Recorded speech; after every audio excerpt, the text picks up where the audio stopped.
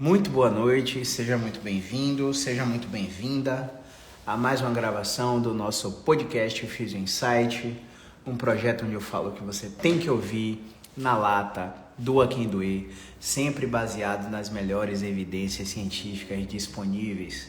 E hoje a gente vai falar um pouquinho sobre dor no complexo cérvico-trigeminal.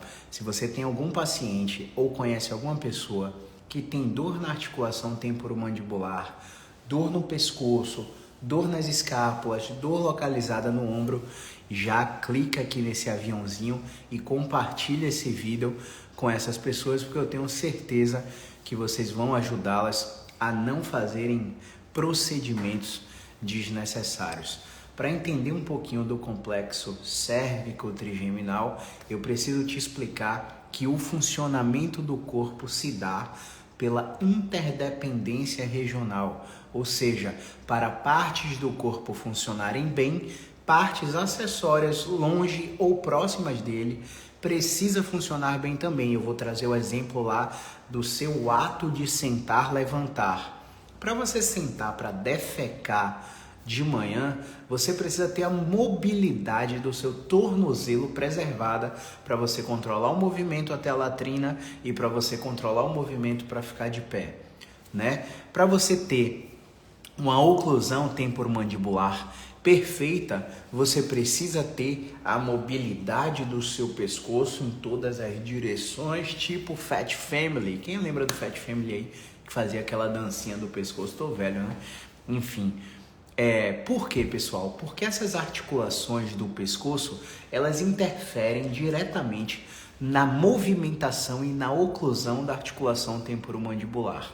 Essa articulação que vem sofrendo ao longo da vida com diversas degenerações do próprio disco, né? Com várias degenerações do tipo artrose, várias alterações do tipo desvio na mordida ou dor ao mastigar, ela pode gerar zumbido no ouvido, ela pode gerar dor de cabeça, ela pode gerar dor na cervical, ela pode ser um fator associado à enxaqueca de muitas mulheres, de muitas pessoas, né? Mulheres e homens, apesar da enxaqueca ser mais prevalente na mulher, acontece em homens também. E essa articulação, para funcionar, ela precisa do movimento pleno até da articulação do ombro. Veja bem, hoje a gente fez uma análise de movimento em um paciente que está comigo há 1 ano e 7 meses e ele fez 9 sessões. 1 ano e 7 meses, 9 sessões. O paciente tinha um diagnóstico inconclusivo e foi orientado sessão por sessão, inicialmente semanal, afastado para 15, 30 dias, depois 2 meses, depois 3 meses. E esse afastamento foi feito de forma progressiva. Hoje a gente analisou um movimento que foi combinando supinação, extensão de cotovelo, adução horizontal do ombro, rotação torácica e rotação cervical. Tá lá nos stories, né? Quem acompanhou o dia dos stories, a gente comentou sobre a análise desse movimento. E na verdade, eu posso ter 2 objetivos com aquele movimento. Eu posso ter o objetivo de rodar a torácica do paciente parcialmente para pegar e mobilizar a articulação facetária que está ali na coluna. Eu posso simplesmente pegar e fazer esse movimento para simplesmente fazer uma anteriorização da articulação acromioclavicular. Sim, eu não sei se você já aprendeu em escolas de terapia manual que pacientes que têm dor no ombro, eles podem responder com a mobilização da clavícula na sua extremidade acromioclavicular ou na sua extremidade externoclavicular. E existe, se você consegue fazer terapia manual em alguma parte do corpo desse paciente, é porque você consegue movimentá-lo sem precisar tocá-lo. Então, a combinação de movimento que a gente prescreveu poderia ter esse objetivo de anteriorizar a clavícula. Porém, todavia, entretanto, o nosso objetivo estava na abdução da escápula. Pois é, a abdução da escápula de forma repetida e combinada com a protusão do ombro. O que é que a gente está fazendo ali, pessoal? O que é que você imagina que está sendo feito ali? a gente está fazendo ali uma inibição da musculatura dos rhomboides e dos trapézios, principalmente a parte média. Toda vez que você quiser colocar uma agulha em um músculo para relaxar aquele músculo, fazer alguma eletroestimulação, fazer algum ultrassom, fazer alguma terapia manual, existe uma maneira de mexer naquela articulação sem tocá-la. E existem combinações de movimentos para isso.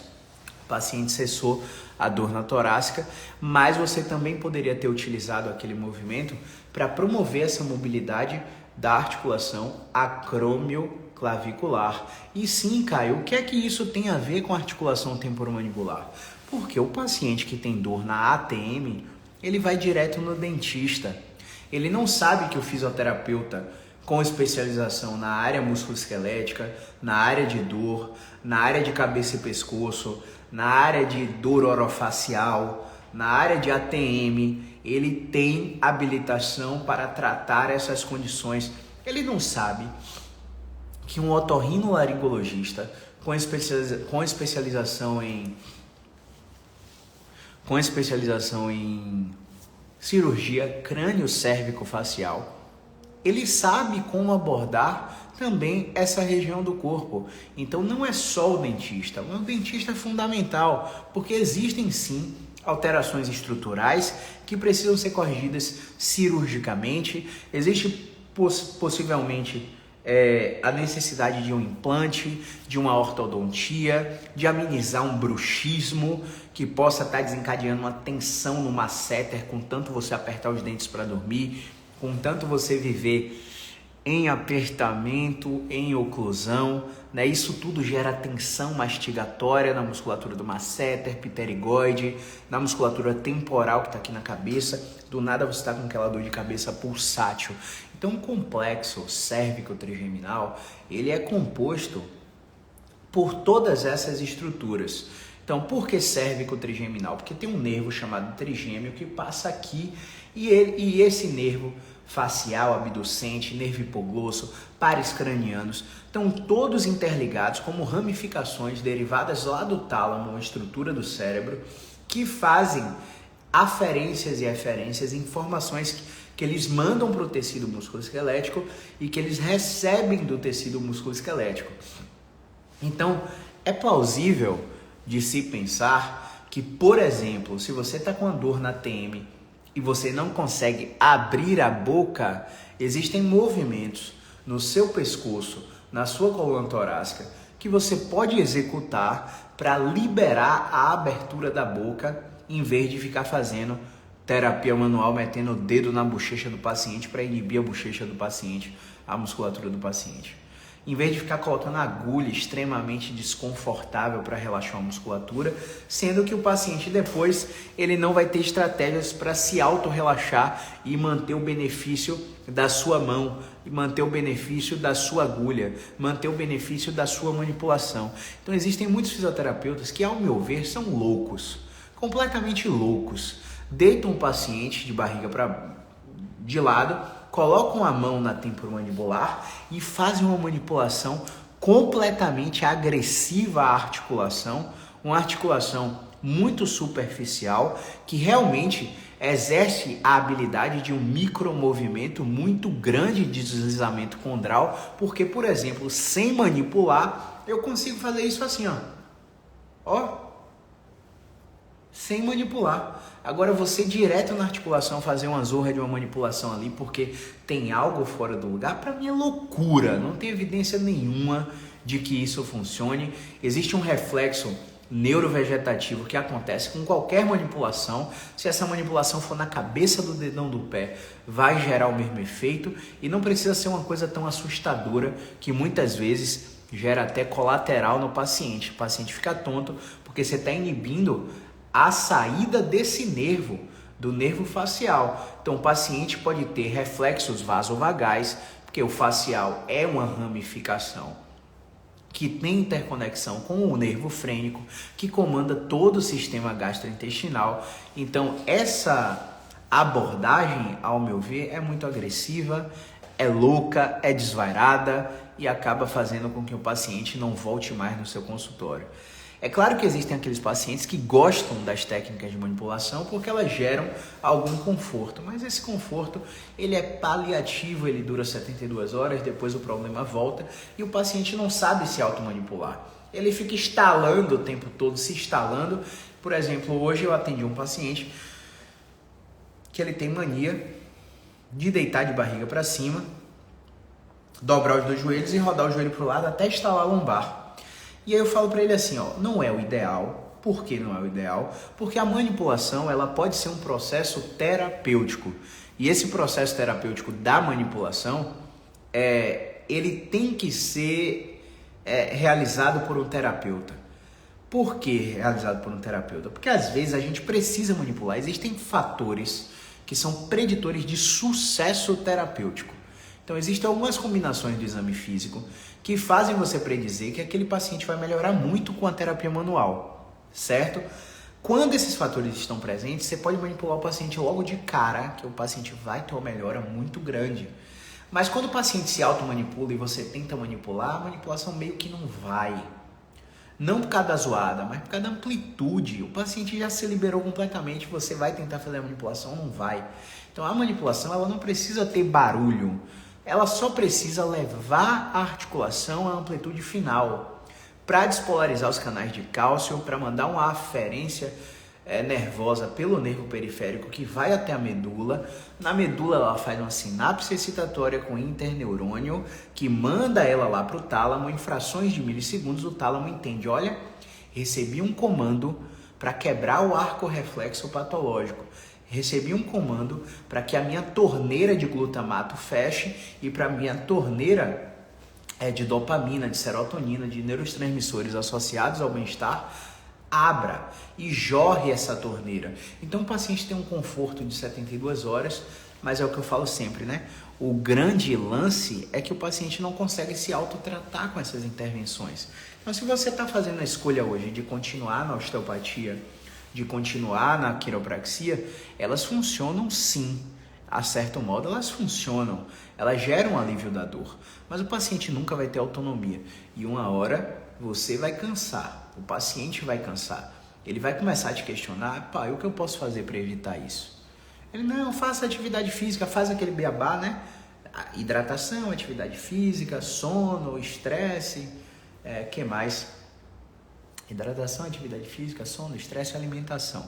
Pronto, isso que a gente fala para todo mundo, a gente sabe que funciona, mas existem mais coisas que ele podem fazer para não travar de novo. Então são exercícios específicos que a gente consegue combater a rigidez, inclusive na articulação temporomandibular.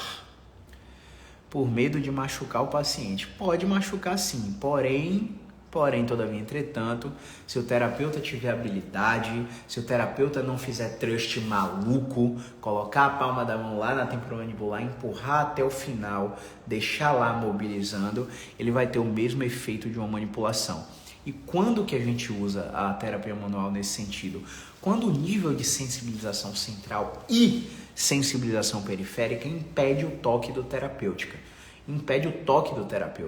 Então a gente identifica isso através de alguns sinais, como relação desproporcional da discriminação da dor em relação ao achado do exame físico, em relação ao achado do exame de imagem, hiperalgesia, alodínia, né? Sinais de sensibilização central, questionário CSI, mais de 40 pontos, a gente aplica no paciente e a gente vê que o paciente tem uma propensão muito grande a ter sensibilização central. Lembra que o raciocínio é probabilístico. Probabilidade quer dizer que não é certeza, estamos minimizando as incertezas, apenas isso. Então, o paciente com sensibilização central e periférica, quando você vai tocar na região, ele está muito tenso, com medo e travado, ele retira aquele contato e ele urra de dor porque você está mexendo no lugar que dói. Então, a gente tem tarefas com foco de atenção,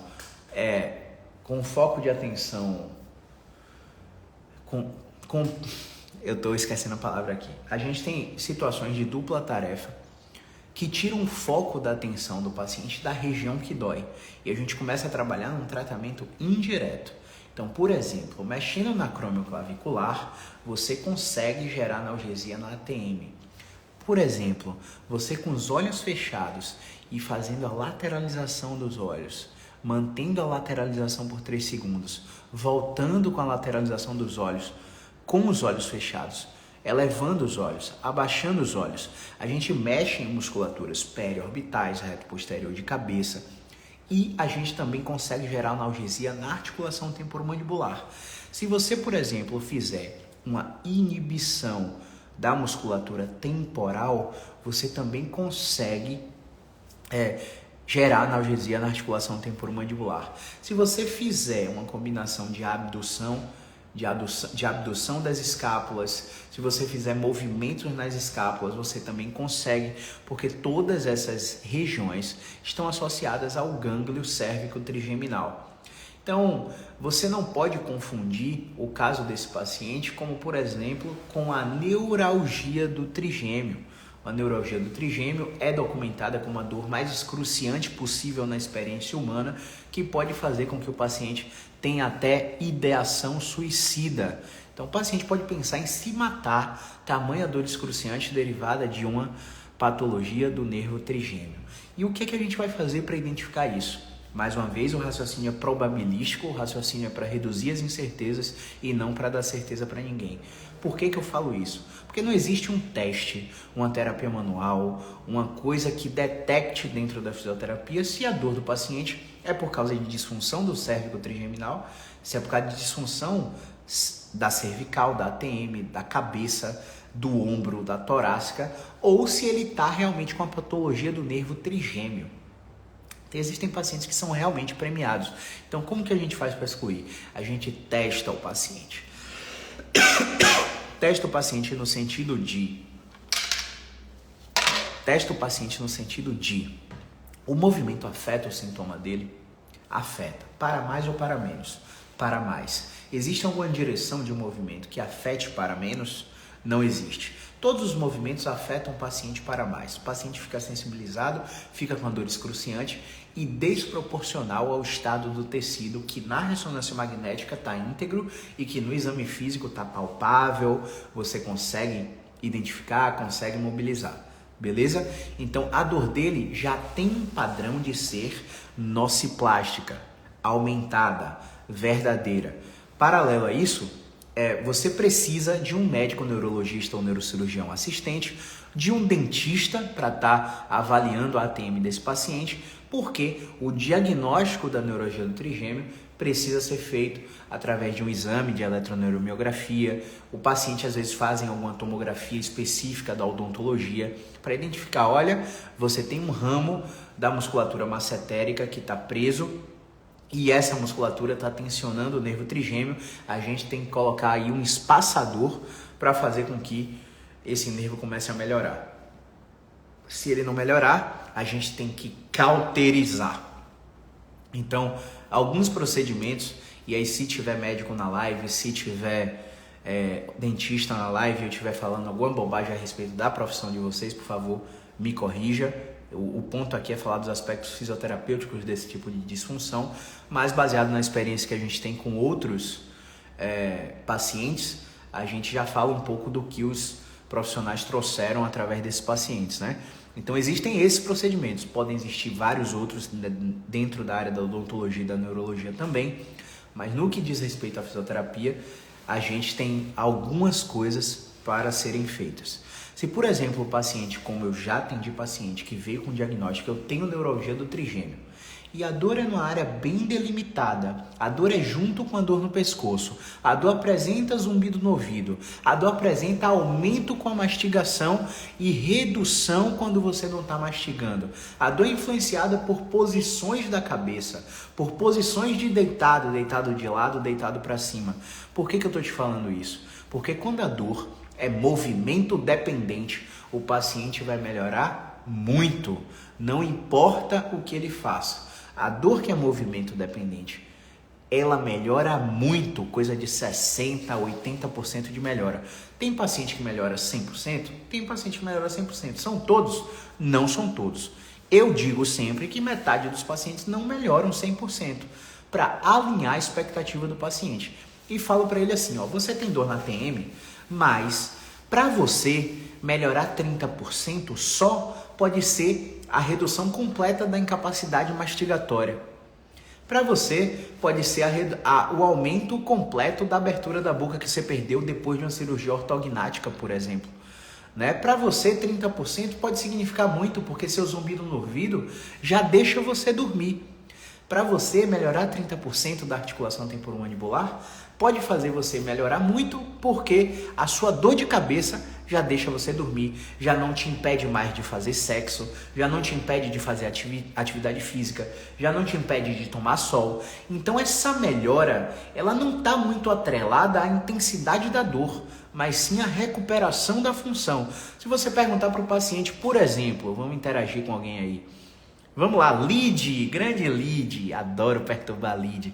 Vamos dizer que Lid, ela tá com a dor na articulação temporomandibular que não tá deixando ela comer carne do sol. Ela ama comer carne, mas ela não tá conseguindo comer, né? E ela tá assim por 2, 3 anos, já fez vários tratamentos com dentistas, com médicos, com fisioterapeutas, e nada melhora a habilidade de mastigar alimentos sólidos. Ela tá com a dor no nível de 0 a 10, 9. Ela chega para mim aqui dizendo que quer zerar a dor. E o que significa zerar a dor na sua vida? Ela, me incomoda tal, você ainda não foi lá na ferida. Não é porque incomoda que o paciente quer zerar a dor. Qual é o grande problema por trás do incômodo da dor? Então, para a Lid, por exemplo, é voltar a mastigar carne. Ela não está indo mais para eventos sociais da família, não está indo mais para as coisas que ela tem que ir, porque na hora de comer ela sente muita dor e ela não quer ser a chata. Ela está quiçá com um humor depressivo por causa disso. Então, quando ela chega aqui para mim, eu falo, e se eu diminuir 20% da sua dor, mas você conseguir voltar a mastigar? Para você seria satisfatório? Cara, o olho da Lidiane vai brilhar aqui, vai brilhar, porque ela quer o que ela realmente quer. Você foi lá no Bright Spot. Isso é Bright Spot. Você fazer a linha tênue do tempo e, na história, no relato do paciente, você questionar o paciente socraticamente, sem impor nada, sempre negociando, sempre perguntando para fazê-lo refletir sobre as coisas que ele mesmo está trazendo, não que você sabe como é. Né? Tem muito psicólogo que quer impor a crença que ele tem para os seus pacientes. Tem muito fisioterapeuta que quer dizer para o paciente o que é certo e errado. Se você é meu paciente, você sabe que eu nunca disse isso para você.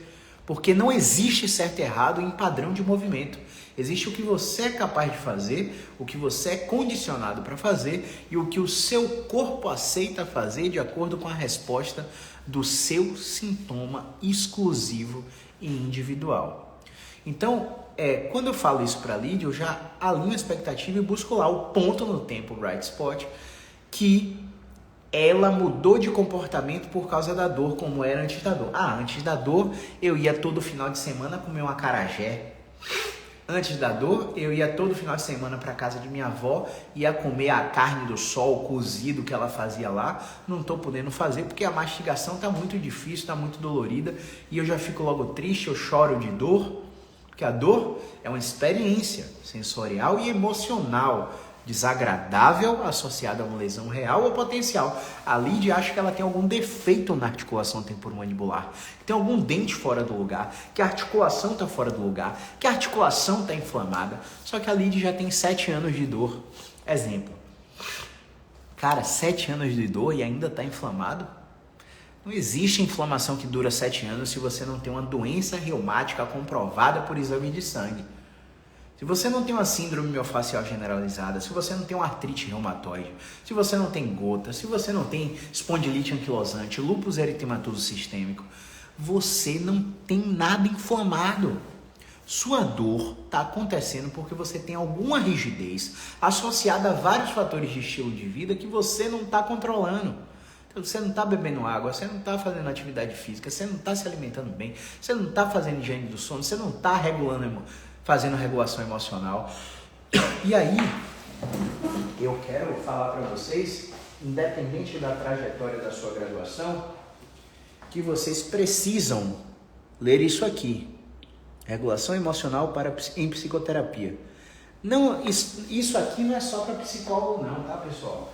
Isso aqui é conhecimento é de domínio público. Se você tem ideia do que esse livro pode mudar a sua vida diante dos seus pacientes, se você não tem ideia do quanto esse livro pode mudar a sua vida diante da sua comunicação com seus pacientes, para fazê-los se manterem encorajados e engajados com o seu tratamento, vocês estão perdendo vida. Eu não digo nem perdendo tempo, beleza? Quanto ao exemplo da cervical, vai lá na cervical e retira sua obstrução. Não necessariamente, tá, Lucas? Esquece esse termo obstrução, pelo menos aqui no meu Instagram. A gente já tá cansado de vir fisioterapeutas com curso de 3 letras pelo mercado aí, falando tanto em obstrução, e nem tudo é obstrução. E quando é obstrução, muitas vezes o fisioterapeuta sabe achar a preferência direcional, modificar a resposta do sintoma e acha que foi efetivo. Mas ele só fez uma mudança de desfecho. A efetividade vem depois, durante os ciclos da reabilitação, otimização funcional, recuperação da função, controle de movimento e reatletização, se necessário. Então, no exemplo da cervical, a gente vai tratar a disfunção de movimento.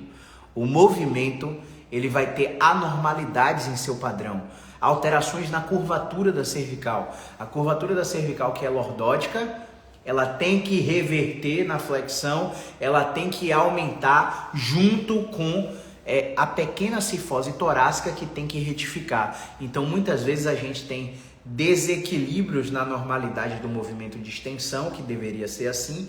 Então, a cervical estende demais e a torácica fica parada, ou então a cervical flat e a torácica não acompanha, ou então a cervical flat encunha sem perder a própria extensão, sem reverter a curva. Então eu assim extermino da sua cabeça esse conceito de obstrução de movimento fajuto que muita gente ensina por aí, tá? Nem tudo é obstrução, e quando tem muito mais a se fazer do que achar preferência direcional. Então, muitas vezes a questão da cervical, ela está fortemente influenciada pela articulação temporomandibular. E na articulação temporomandibular, movimentos simples, como desvios laterais, e eu não vou fazer careta para vocês aqui para mostrar isso, né? Mas tem que mostrar. Ó que coisa feia, você não printou a tela aí não, né, velho? Ó, o outro. Pequenos deslocamentos laterais, pequenos movimentos globais no olho podem fazer liberação de analgésicos para essa articulação. Isso é um processo de habituação. Então a gente começa a fazer o tratamento indireto por causa daquela sensibilização periférica que eu estava explicando lá no início da live. Então, muitas vezes, principalmente no paciente que passou de 3 meses de dor, e muita gente, e principalmente depois de você analisar Start Back e CSI, questionários específicos que a gente identifica sensibilização central e risco prognóstico de cronificação. Somado, né, um padrão nociplástico com uma relação desproporcional entre o relato de dor do paciente e o estado do tecido. Por que a gente está falando de tudo isso para você? Para vocês entenderem que existe um processo da avaliação até a alta. Avaliação, inspeção, perda de movimento, testes de movimento, interdependência regional, avaliação sistêmica global de condições orgânicas, né? Que muitas vezes quanto mais comorbidades o paciente tem, mais sensível à dor esse paciente é. E aí existem testes que a gente chama de QST, que são testes sensoriais quantitativos, que você pode usar. Um deles é o algômetro. Caio, você usa? Não uso. Por quê? Eu quero testar a modulação condicionada da dor. Eu quero saber se aquele paciente tem resposta a movimento. Se o sistema nervoso dele está íntegro ao ponto de gerar analgesia. Não interessa se a dor dele é na TM. Não interessa se é dor de ouvido, meu amigo. O otorrino já olhou e disse que ele não tem otite, que ele não tem zorra nenhuma no ouvido e a dor está no ouvido. O paciente chegou para você com dor no ouvido, investigue a articulação temporomandibular. Veja se ele já descartou qualquer tipo de otite, qualquer tipo de labirintite, qualquer tipo de alteração vestibular. E se ele descartou, investigue sem medo a articulação temporomandibular. E outra coisa, o paciente ele não precisa vir com dor na TM. Se você analisar o movimento da careta que eu fiz para você, se você exagerar colocando pressão, você pode revelar uma perda de movimento que o paciente nem sabia que tinha. E você pode achar uma reprodução de dor na cabeça, uma reprodução de dor no ouvido, uma reprodução de dor no ombro, uma reprodução de dor na escápula, no meio do tórax, porque você levou a articulação temporomandibular à amplitude final. E é uma coisa que muitos fisioterapeutas não faz na avaliação de perda de movimento, colocar o overpressure no final do movimento. Sexta, 21h41, 6 doidos aqui me assistindo, vocês estão de parabéns, ou vocês estão colados comigo mesmo. Então, a gente precisa se atentar para todos esses pontos aí, né? Grande Marcelão, grande Arthur, Milena, cadê? Melhor da Bahia, já top Brasil. Tô em falta e vou voltar firme, pode ter certeza. Grande Gabriel Abud, rapaz, você tá em falta mesmo, viu, velho? Gabriel, eu vou puxar sua orelha quando você voltar. Atendo pouco a TM, eu optei sempre por mobilização. Boa, Juliana. Eu também opto sempre por mobilização quando a regra de movimentação exige que eu coloque a mão no paciente. Exige que eu seja hands-on, porque existe uma regra de movimentação. E essa regra de movimentação começa com o movimento ativo do paciente, com a pressão do paciente, para depois colocar a pressão do terapeuta, a mobilização e a manipulação. E antes de cada degrau da regra de movimentação, existem alternativas. Então, o que é que a gente faz em nossa metodologia? A gente simplesmente ensina você a ser 110% hands-off e só ser hands-on quando Deus soprar no seu ouvido falando assim, ó, pega no paciente, meu querido, toca nele, ele tá precisando de mão. Por que eu tô falando isso para você, pessoal? Porque você pode estar passando por uma situação de um aluno meu que tá com uma notoriedade muito grande na cidade, e aí a esposa foi transferida de trabalho para outra cidade e ele vai ter que ir com ela. E ele tá morrendo de medo de ir na nova cidade, ele não conseguir a agenda que ele tem na cidade atual. Então, o que é que eu faço nesse sentido? Eu preparo meus pacientes para minha ausência. Eu vou passar 9 semanas fora. 9 semanas. Você acha que minha demanda vai cair como cairia se eu não fosse hands-off? É claro que não vai. Os pacientes que vêm presencial, eles já sabem. Eu não toco neles. Quando eu toco é um caso muito específico, que tem toda a regra de predição de sucesso para manipulação. Eu vou lá, coloco mão, faço manipulação. É um caso de insônia, é um caso de enxaqueca refratária à medicação. Eu vou lá, faço acupuntura, tá? Mas se eu for te falar de quantos pacientes eu toco, de cada 10 que eu atendo, 1,5 eu toco. 2 eu toco. A maioria esmagadora é 100% hands-off. A gente ensina o movimento, ensina a combinação de movimento para ele fazer. E a gente fala na avaliação, vai precisar viajar? Massa que você vai viajar. Só que aí você vai precisar não faltar às sessões.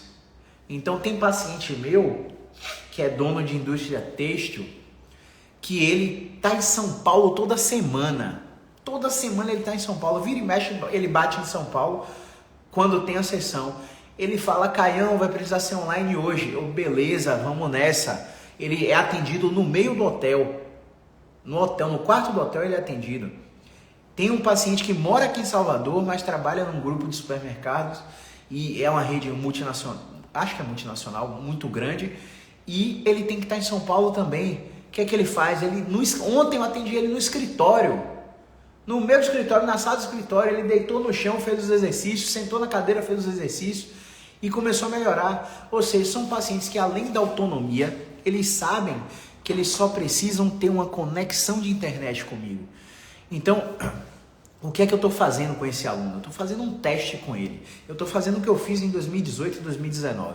Para quem não conhece minha trajetória aí, 2018 e 2019 eu fiz 2 especializações simultaneamente, uma no Rio e uma em BH.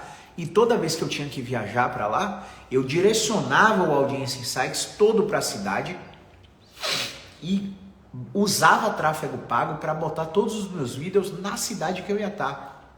Eu marcava a agenda, cobrava antecipado e quando eu viajava eu não bloqueava o consultório, eu atendia lá, assistia a aula da pós no final de semana, na segunda depois da pós eu atendia de novo e voltava na segunda, terça-feira eu estava aqui. Então o custo de oportunidade de você fazer um curso presencial hoje é muito grande. Vamos supor que você atenda 5 pacientes por dia e cobre R$100. Na semana você está com 2.500 pau. No mês você está com 10 mil pau. Entendeu? Aí você vai fazer um curso que é 5 pau. E você vai ficar 5 dias lá. Você vai ficar quarta, quinta, sexta, sábado e domingo. Quarta, quinta e sexta, além do que você pagou de inscrição, de alimentação, de transporte, de passagem, tem um que você não ganhou por não estar aqui no seu consultório, meu amigo. Vocês não calculam isso, não é? Isso é custo de oportunidade. Então o curso vale muito mais do que o que você está pagando.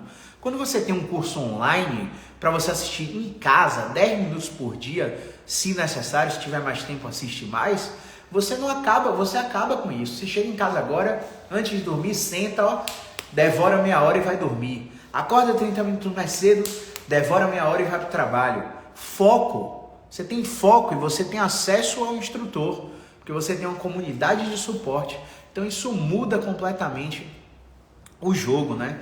Então a gente precisa... Eu estou fazendo esse teste com ele. Eu estou colocando ele para direcionar todos os anúncios que eu ensino dentro da formação BeExpert para a cidade que ele vai se mudar, para ele experimentar a redução da insegurança e do medo da mudança, que é natural do ser humano. Eu não vou acabar com o medo que você tem das coisas que você quer fazer. Eu vou te dar artifícios para combater esse medo dentro da fisioterapia musculoesquelética. Você quer aprender qualquer coisa de fisioterapia neurológica, dermatofuncional, eu não sou o cara para te ensinar. Mas se você quiser aprender como eu faço na fisioterapia musculoesquelética para ter os resultados que eu posto aqui, é só me seguir, é só assistir o podcast Physio Insight dentro do Apple Podcasts, dentro do Spotify, dentro do YouTube. Você vai ver mais de 229 episódios do nosso podcast lá no YouTube. E você vai ter a formação de fazer a possibilidade de fazer os upgrades dentro do meu programa educacional. Você vai ter a oportunidade de fazer a formação LBP, onde eu te ensino tudo isso a respeito da dor lombar. Você vai ter a oportunidade de fazer a formação Spine, onde eu te ensino tudo isso a respeito da dor lombar, cervical e torácica. E você vai ter a oportunidade de fazer a formação BeExpert, que hoje é o meu produto premium, onde você pega dor crônica em todas as articulações e aprende a minha abordagem. O curso ele já tem 4 anos no mercado, ele fechou agora a 15ª turma, são 287 alunos agora. A gente tem uma comunidade de suporte quinzenal, toda quinta-feira depois do horário de consultório. A gente para responder as dúvidas da comunidade. Você tem acesso a dois ciclos de mentoria, que é o meu produto Premium Pro, que é a mentoria Expert, onde custa R$10 mil por ano, né? E a gente já tem 2 ciclos gravados dentro do BeExpert como bônus. Então você vai ter acesso a essa possibilidade de alcançar conhecimento, sair desse paradigma, meu Deus do céu, resultado rápido e duradouro, meu Deus do céu, encontre a causa do problema já na primeira sessão, meu Deus do céu, preferência direcional para a vida toda.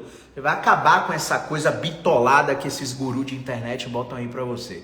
Então você vai entender o que é fisioterapia de verdade, você vai entender o que é um tratamento de um caso complexo, você vai entender como levar esses bloqueios de movimento, esses desarranjos, essas obstruções até o final do tratamento, para você fazer todas as fases do tratamento com ele. Não é 3 sessões que resolve o bloqueio de movimento, né? É 2 meses de tratamento e eu te explico lá por quê.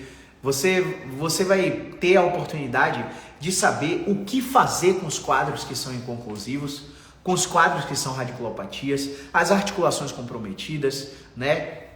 As disfunções, as aderências de raiz nervosa, você vai estenose, você vai aprender exatamente o processo de tratamento até o final, nesses casos complexos, que muito guru diz aí pra você que é pra encaminhar para psicólogo, porque não é caso de fisioterapeuta. Já falei 3 vezes, se você não acompanhou os stories de hoje, os stories de ontem estão recheados. Isso é uma puta mentira. O poder do fisioterapeuta musculoesquelético no paciente com síndrome dolorosa crônica, inflamatória, ou todos esses diagnósticos que eu acabei de falar, é imensurável. E você pode ver isso aqui. Hoje, se você não está no meu Close Friends, você perdeu. Hoje, 11 avaliações novas. 11 avaliações novas. E o que aconteceu hoje? Você está preparado para o que aconteceu? Se você não está preparado, você vai cair para trás. Você vai chegar na minha publicação fixada aqui no feed, você vai compartilhar nos seus stories e me marcar. A partir desse momento você vai entrar no meu Close Friends. Quando você entrar no meu Close Friends, você vai ver a sequência que eu falei com os fisioterapeutas hoje. Toda semana tem conteúdo técnico no Close Friends. Os stories normais são para pacientes. O Close Friends são para fisioterapeutas que estão interessados em se desenvolver no tratamento das dores crônicas, em se desenvolver dentro dos meus programas educacionais. É lá que eu mostro print de resultado de faturamento, é lá que eu mostro print de resultado de paciente, é lá que eu mostro como foi o meu raciocínio dentro de cada caso. Então você tem uma degustação muito grande do que é a formação BeExpert lá dentro. Então, assim, como você já pode ter visto, várias coisas podem interferir na dor na articulação temporomandibular, e não é porque você fez uma ressonância magnética e achou uma degeneração, um disco fora do lugar, que a gente vai corrigir o disco e que o dentista vai corrigir o disco e você vai melhorar.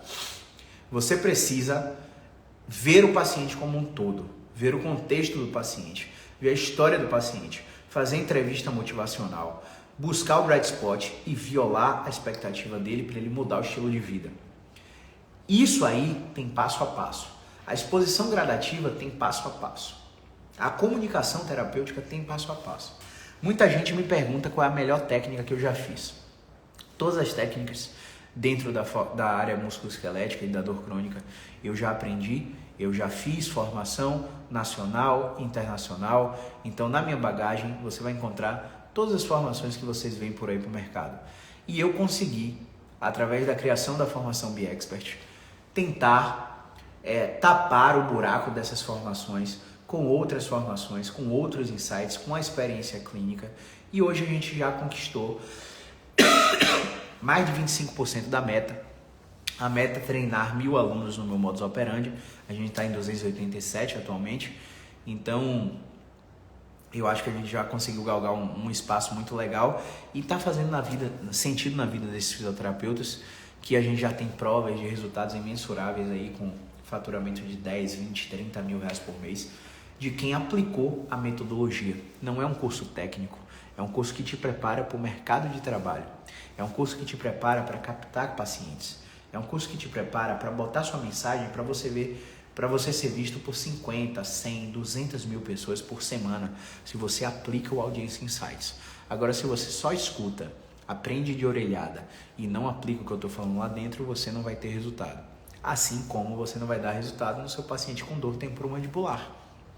Então, vamos tentar aplicar os passos da avaliação musculoesquelética nesse paciente com dor na TM. Beleza? E aí, se você conseguir ter sucesso dentro dessas etapas que eu acabei de explicar, tratando disfunção do movimento, como eu expliquei aqui, você volta para me dar o feedback, me diz o que é que você aprendeu. Mas só me ouvindo não adianta não. Tem que ir lá e esquecer esses cursos de 3 letras que você fez aí pelo mercado e começar a implementar uma nova prática musculoesquelética. Beleza? E não necessariamente precisa ser comigo. Tem muito profissional bom por aí no mercado. Se você procurar direitinho, você vai saber o que é um curso que tem base em evidência e o que é um curso que tem base em achismo do guru. Beleza? Então era isso que eu tinha para falar hoje. Sextou, resultados estão lá no Close Friends. E se vocês tiverem interesse, é só ir lá e compartilhar a publicação, beleza? Tendo alguma dúvida, vai lá na caixinha dos stories que eu deixei hoje e manda a sua pergunta, tá bom? Cadê? É isso. Grande abraço. Movimento é vida.